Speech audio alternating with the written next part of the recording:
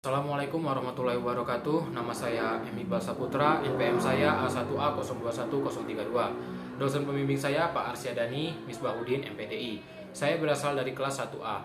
Saya akan menyampaikan materi tentang sumber hukum Islam, Al-Quran, hadis, dan ijtihad. Hukum Islam bertindak sebagai pedoman hidup yang harus dipatuhi oleh semua muslim.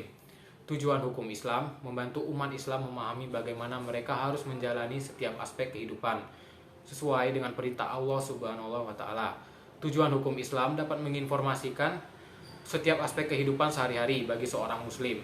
Tujuan hukum Islam merupakan hukum yang kompleks. Islam mengatur tingkah laku yang mengikat bagi semua pemeluknya. Hukum Islam dipandang sebagai ekspresi perintah Tuhan bagi umat Islam.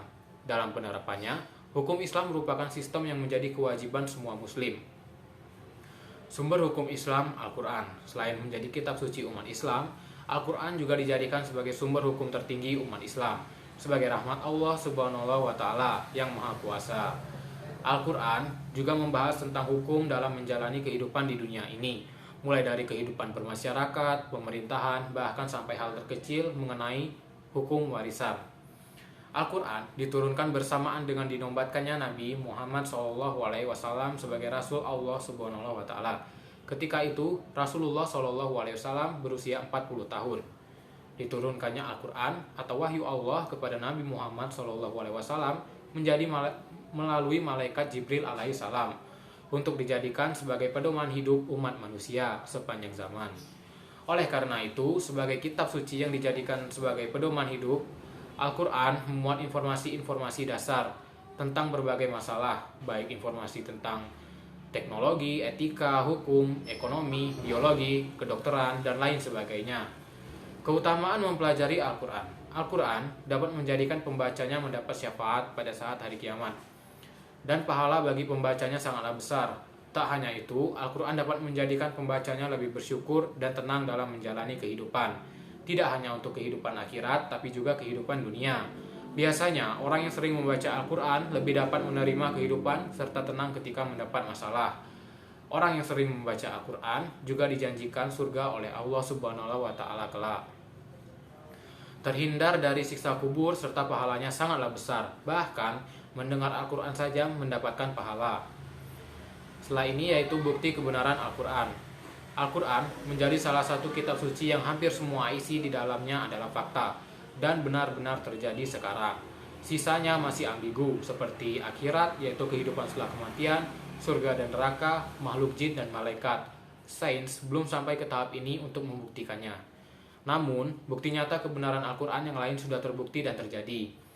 Seperti terbentuknya kehidupan, sistem alam semesta, peristiwa-peristiwa besar, semuanya terbukti di zaman sekarang.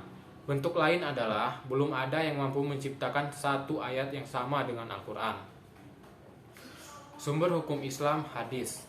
Hadis berarti perkataan atau ucapan. Menurut istilah, hadis adalah segala perkataan, perbuatan, dan ketetapan atau takrir yang dilakukan oleh Nabi Muhammad SAW.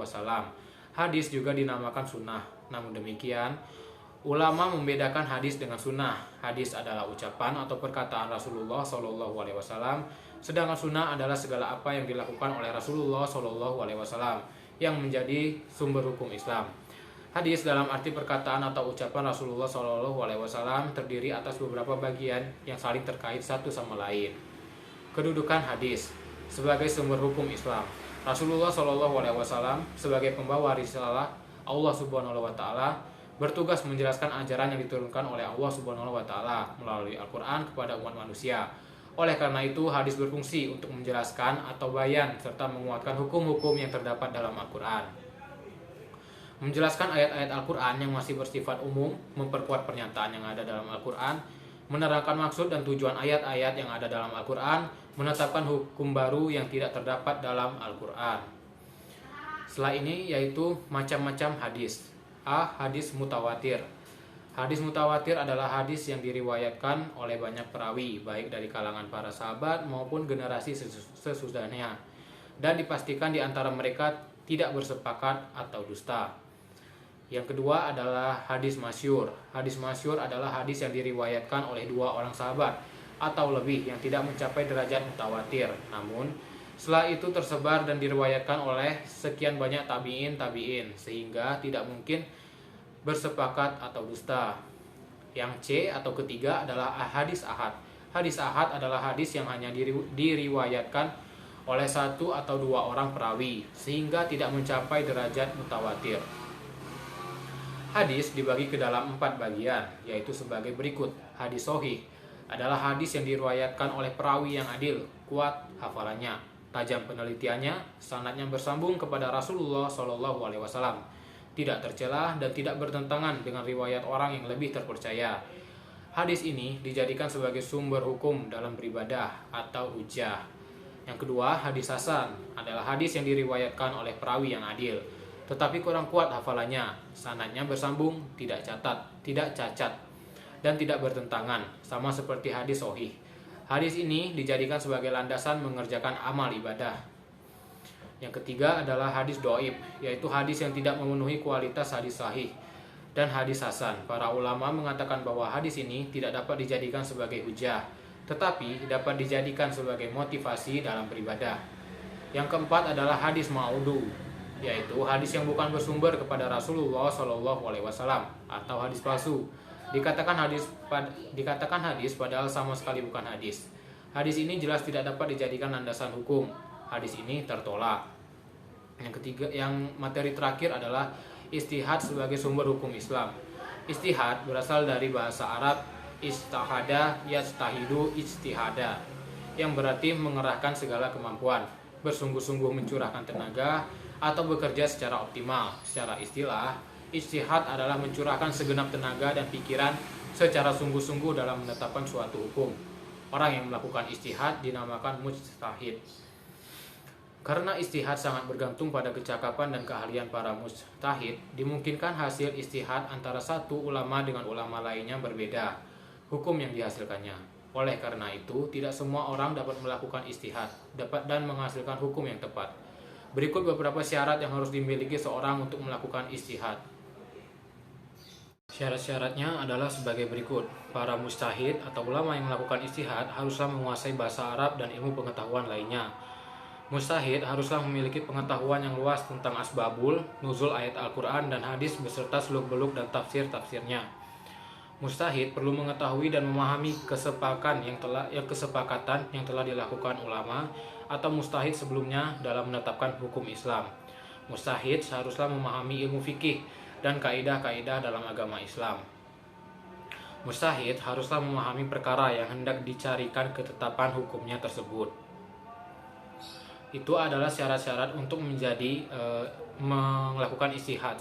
Kedudukan ijtihad. Ijtihad memiliki kedudukan sebagai sumber hukum Islam setelah Al-Quran dan hadis. Ijtihad dilakukan oleh jika suatu persoalan tidak ditemukan hukumnya dalam Al-Quran dan hadis. Namun demikian, hukum yang dihasilkan oleh ijtihad tidak boleh bertentangan dengan Al-Quran maupun hadis.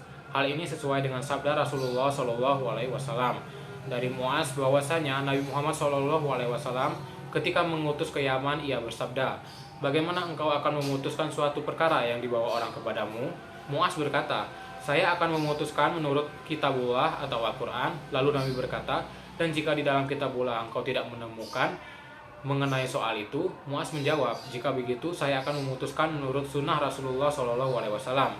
Kemudian Nabi bertanya lagi, "Dan jika engkau tidak menemukan sesuatu hal itu di dalam sunnah?"